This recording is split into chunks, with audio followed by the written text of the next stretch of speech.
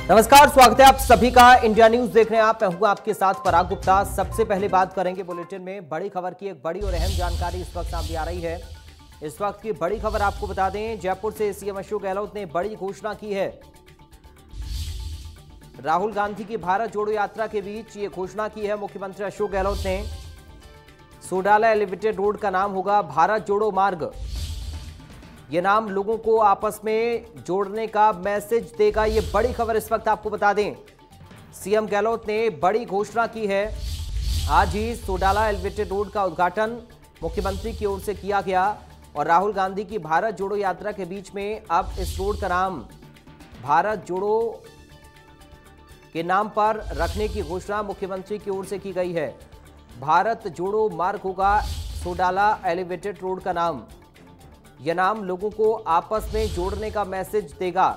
मुख्यमंत्री की ओर से बड़ी घोषणा, बड़ी जानकारी इस वक्त आपको बता रही हैं। सोडाला एलिवेटेड रोड का नाम अब भारत जोड़ो मार्ग होगा। यह मुख्यमंत्री की ओर से घोषणा की गई है। राहुल गांधी की भारत जोड़ो यात्रा के बीच में यह बड़ी घोषणा मुख्यमंत्री अशोक गहलोत ने की है। सोडाला एलिवेटेड रोड का नाम भारत जोड़ो मार्ग होगा। आज ही मुख्यमंत्री ने इस रोड का उद्घाटन किया है और आज ही ये बड़ी घोषणा मुख्यमंत्री ने इस रोड के नामकरण को लेकर की है। भारत जोड़ो मार्ग होगा सोडाला एलिवेटेड रोड का नाम। ये बड़ी खबर इस वक्त आपको बता रही हैं। राहुल गांधी की भारत जोड़ो यात्रा के बीच ये घोषणा मुख्यमंत्री अशोक गहलोत की। सोडाला एलिवेटेड रोड का नाम भारत जोड़ो मार्ग होगा। ये नाम लोगों को आपस में जोड़ने का मैसेज देगा, ये मुख्यमंत्री ने कहा। बड़ी जानकारी इस वक्त आपको बता रही हैं। तो ये बड़ी और अहम खबर, जयपुर से खबर, सीएम अशोक गहलोत ने बड़ी घोषणा की है। राहुल गांधी की भारत जोड़ो यात्रा के बीच ये घोषणा मुख्यमंत्री की ओर से की गई है।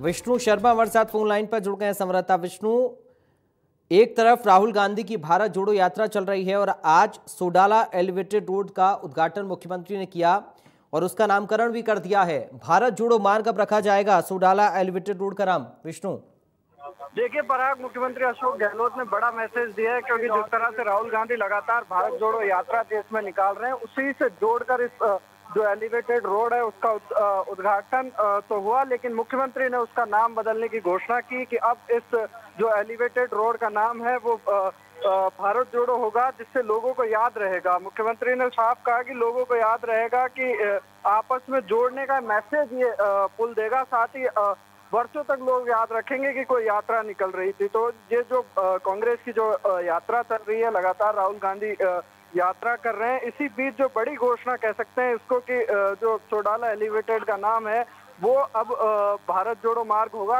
मुख्यमंत्री ने बड़ी घोषणा ये की है। जी पराग, बिल्कुल एक संदेश देने की कोशिश विष्णु, इसको हम देख सकते हैं, समझ सकते हैं। एक मैसेज देने की कोशिश क्या ये हो सकती है, क्योंकि एक तरफ राहुल गांधी यात्रा अपनी निकाल रहे हैं और दूसरी तरफ मुख्यमंत्री ने इस रोड का नाम, जो कि पहली ऐसी जयपुर की रोड है जो कि हवा से हवा में कनेक्ट होगी दूसरी रोड से।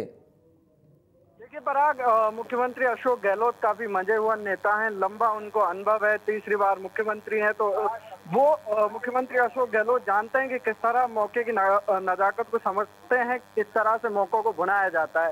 यात्रा चल रही थी, कांग्रेस की बड़ी यात्रा चल रही है, बड़ा एलिवेटेड का उद्घाटन हुआ, 250 करोड़ रुपए की लागत से इस एलिवेटेड को बना।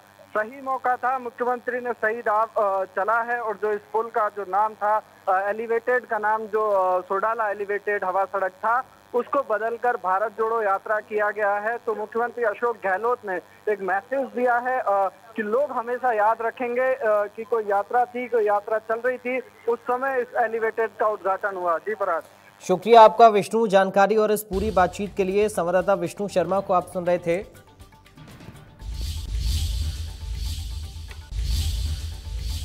एक और बड़ी खबर की बात करेंगे, बड़ी और अहम जानकारी सामने आ रही है। सीएम आवास पहुंचे मुख्यमंत्री अशोक गहलोत। ये बड़ी खबर आपको बता दें, उद्योगपतियों के सम्मान में डिनर दे रही हैं मुख्यमंत्री। जाने माने उद्योगपति हैं डिनर में मौजूद। सीएम आवास पर पहुंचे हैं मुख्यमंत्री अशोक गहलोत। ये बड़ी जानकारी इस वक्त आपको बता रही हैं। उद्योगपतियों के सम्मान में डिनर दे रहे हैं मुख्यमंत्री।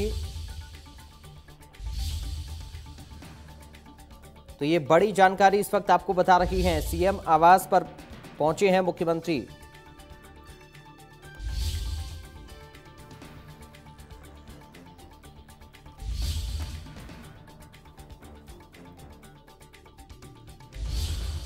तो उद्योगपतियों के सम्मान में मुख्यमंत्री आवास पर डिनर दिया जा रहा है और इसी कड़ी में मुख्यमंत्री आवास पर पहुंचे हैं सीएम अशोक गहलोत। सीएम आवास पहुंचे मुख्यमंत्री अशोक गहलोत। ये बड़ी खबर आपको बता दें, उद्योगपतियों के सम्मान में डिनर दे रहे हैं मुख्यमंत्री। जाने माने उद्योगपति इस डिनर में मौजूद हैं।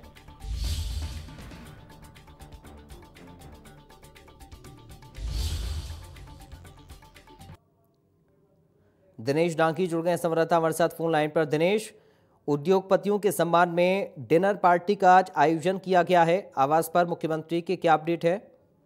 जी देखिए, राजस्थान में कल निवेश और उद्योग जगत को लेकर एक बड़ा आयोजन होने जा रहा है। राजस्थान में निवेश की भरपूर संभावनाएं और उद्योग सेक्टर को बड़ी सौगातें इससे मिलेगी।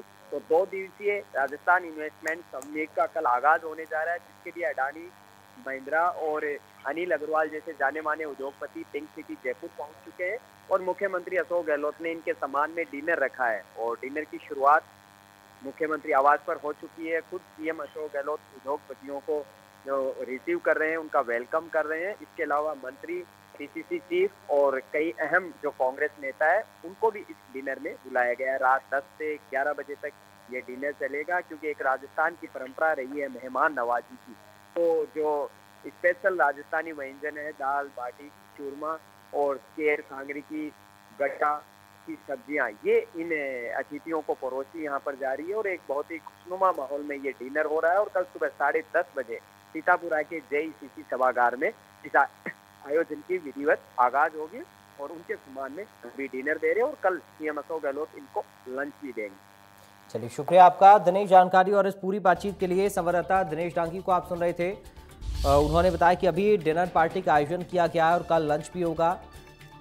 बड़े उद्योगपति, जाने माने उद्योगपति मुख्यमंत्री आवास पर इस वक्त डिनर में मौजूद हैं।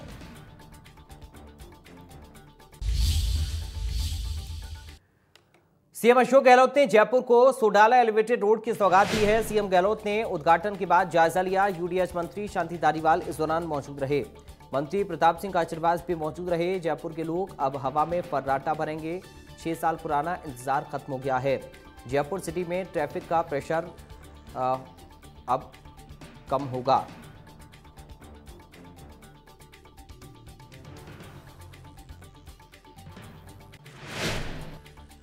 तो ये बड़ी खबर आपको बता दें, 6 साल पुराना इंतजार अब खत्म हो गया है। सीएम गहलोत ने जयपुर को सौगात दी है।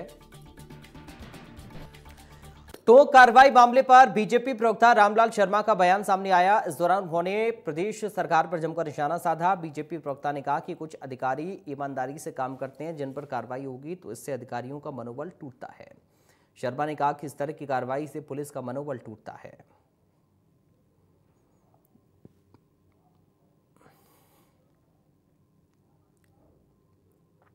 जब जब कांग्रेस की सरकार रहती है और कांग्रेस सरकार के समय जो भी प्रकरण होते हैं, उन प्रकरणों में अधिकारियों की बिना जांच किए हुए सजा देने का काम करती है। राजस्थान में पहले सूरवाल की घटना हुई, उसमें अधिकारियों का कोई दोष था ही नहीं और उसके अंदर भी अधिकारियों की बलि लगाने का काम राजस्थान की सरकार ने किया। उससे पहले गोपालगंज के कांड के अंदर भी अधिकारियों की बिना गलती उनको सजा देने का काम किया। इसी तरीके से जयपुर के अंदर अधिवक्ताओं के आंदोलन के अंदर भी अधिकारियों की बलि लेने का काम सरकार ने किया। और अब टोंक जिले के अंदर निवाई के डिप्टी एसपी और एसएचओ की बलि लेने का काम सिर्फ इसलिए किया कि कांग्रेस के कार्यकर्ताओं ने रास्ता जाम करने का काम किया और रास्ता अवरुद्ध करने को प्रोत्साहित करने वाले कांग्रेसी कार्यकर्ताओं को पुश करने के लिए राजस्थान की सरकार ने अधिकारियों की बलि ली। अपने कर्तव्यों को ईमानदारी से निभाते हुए अधिकारी अगर काम नहीं करेंगे तो आने वाले समय के अंदर अराजकता का माहौल बनेगा। राजस्थान में पहले से कानून व्यवस्था बिगड़ी हुई है और इस बिगड़ी हुई कानून व्यवस्था में कुछ अधिकारी ऐसे हैं जो व्यवस्था बनाए रखना चाहते हैं और उन अधिकारियों को भी मनोबल अगर इसी तरीके से गिरता रहा तो मुझे लगता है कि राजस्थान के अंदर आने वाले समय में कोई भी अधिकारी रिस्क लेने का काम नहीं करेगा। आवश्यकता इस बात की है कि गुनहगार को सजा मिले और हकदार को सम्मान मिले। इस प्राकृतिक न्याय के सिद्धांत के ऊपर सरकार काम करेगी तो अधिकारियों का मनोबल बना रहेगा। राजस्थान में जयपुर में बॉन्ड नीति के विरोध में रेजिडेंट डॉक्टर्स ने आज संपूर्ण कार्य बहिष्कार किया। इस दौरान उन्होंने आरडीओ हॉस्टल से त्रिमूर्ति सर्कल तक रैली निकाली। बताया जा रहा है कि डॉक्टर्स ने शाम तक प्रशासन से वार्ता का इंतजार किया, लेकिन वार्ता नहीं हुई। जानकारी के मुताबिक प्रशासन से वार्ता नहीं होने पर अब डॉक्टर्स 8 बजे मीटिंग करेंगे और आंदोलन की उग्र रणनीति बनाएंगे।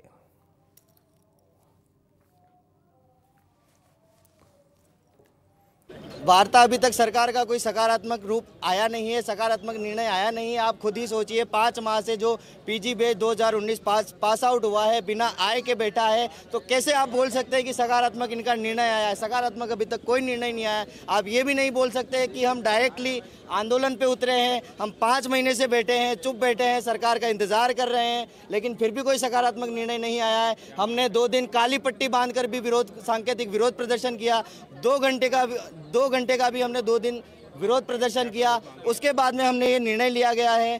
पिछले 1 हफ्ते से रेजिडेंट डॉक्टर्स के द्वारा धरना प्रदर्शन किया जा रहा है। जो बॉन्ड नीति है उसके विरोध में है, जो धरना प्रदर्शन है ये रेजिडेंट डॉक्टर के द्वारा किया जा रहा है। पिछले 1 हफ्ते के शुरू के 2 दिन इन्होंने हाथ पर काली पट्टी बांधकर विरोध जताया, तो अब पिछले 3 दिन है जो इन्होंने सुबह के 2 घंटे कार्य का बहिष्कार किया गया। मगर जब इनकी कोई सूद नहीं ली गई, सरकार द्वारा इन पर ध्यान नहीं दिया गया, तो इन्होंने अब संपूर्ण कार्य बहिष्कार कर दिया है। सिर्फ इमरजेंसी सेवाओं के अलावा इन्होंने जो संपूर्ण कार्य है उसका बहिष्कार कर दिया। हमारे साथ रेजिडेंट डॉक्टर मौजूद है, इनसे बात करेंगे कि क्या इनकी मांग है और आखिर क्या बॉन्ड नीति को लेकर ये विरोध जता रहे हैं। इनसे बात करेंगे। सर, बॉन्ड नीति को लेकर आप विरोध जता रहे हैं, क्या आपकी मांगे हैं? क्यों बॉन्ड नीति जारी नहीं होनी चाहिए, लागू नहीं होनी चाहिए? नहीं, बॉन्ड नीति हम ऐसा नहीं बोल रहे हैं कि जारी नहीं होनी चाहिए, लागू नहीं होनी चाहिए।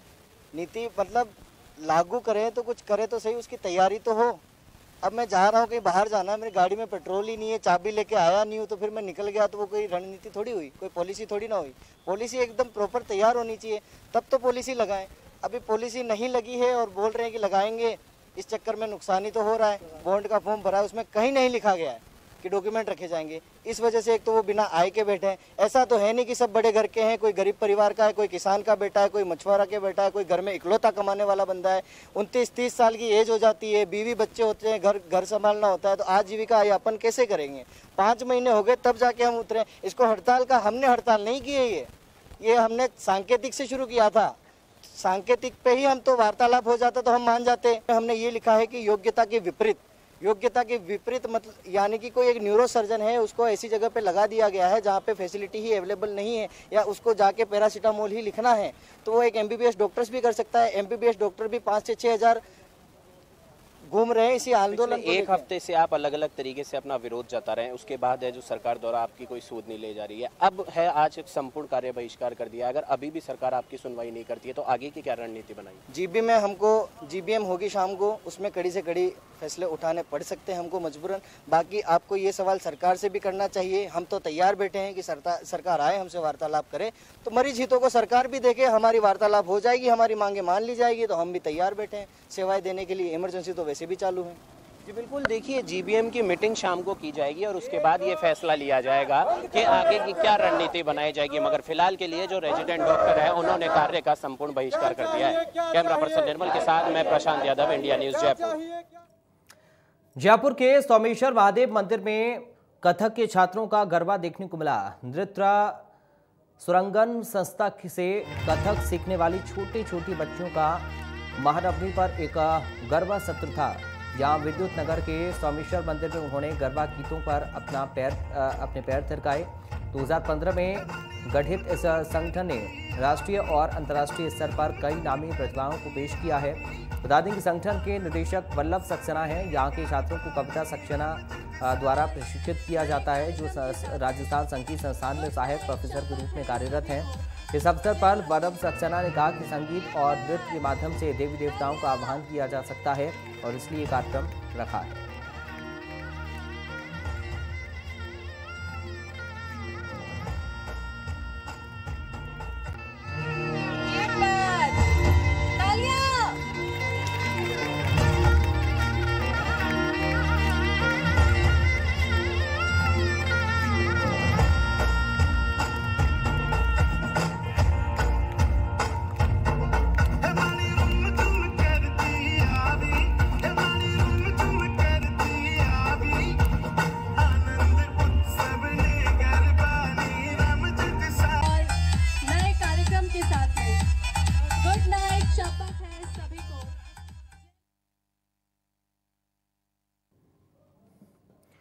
जयपुर के रेनवाल में किशनगढ़ नगर पालिका में क्वारंटाइन सेंटर बनाया गया था। बता दें कि कलेक्टर के आदेशों पर गायों में चल रही लंपी बीमारी को लेकर ये सेंटर बनाया गया था।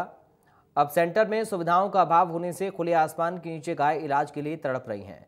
दरअसल सेंटर में गौमित्र मंडल के तत्वाधान में टेंट, चारे, पानी की व्यवस्था की गई थी, लेकिन अब नगर पालिका कर्मी द्वारा सेंटर की सारी व्यवस्थाएं देखी जाती हैं और नगर पालिका कर्मी ने बुधवार को सेंटर में लगे हुए टेंट हटा दिए।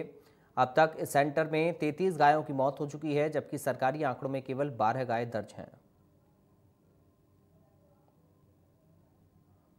से शुरुआत हुई थी, 4-5 गायों से बढ़ते बढ़ते इसके अंदर 55 गायें हो गई थी।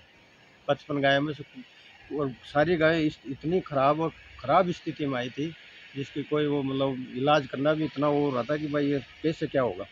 तो फिर भी कुछ रिकवर हुई और इसमें करीबन 12-11 गायें मर चुकी और बाकी ठीक है और सबका इलाज चल रहा है।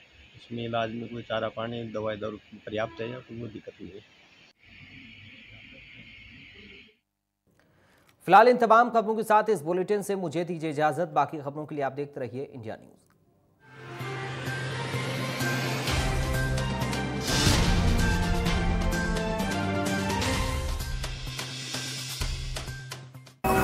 राजस्थान, वह गौरवशाली धरती जिसकी रग रग में बसा है अतिथि देवो भव का जज्बा।